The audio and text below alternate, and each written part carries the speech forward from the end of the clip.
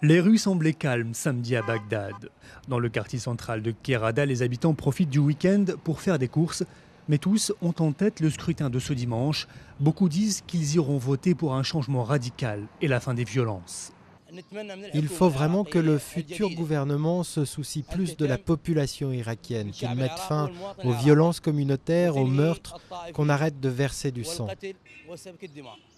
Près de 19 millions d'Irakiens doivent se rendre aux urnes pour cette deuxième législative. Depuis le renversement de Saddam Hussein en 2003, plus de 6 000 candidats briguent les 325 sièges du Parlement. Les rues sont jonchées d'affiches, les télés ont diffusé en boucle les slogans des partis, pas suffisants pour convaincre les pessimistes. Moi, j'irai pas voter parce que celui qui sera élu ne se souciera uniquement que de ses amis et de sa famille. Il laissera de côté le citoyen irakien. Aucun changement ne sera possible, hormis pour les proches des élus. Pour ce scrutin, 200 000 membres des forces de sécurité seront déployés, des rues quadrillées.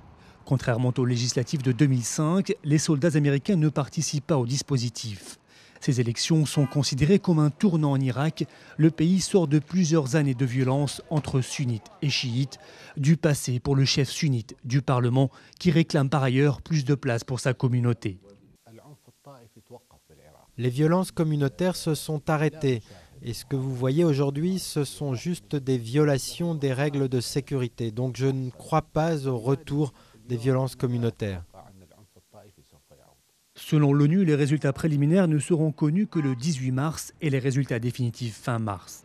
La formation du gouvernement, elle, devrait prendre plusieurs mois.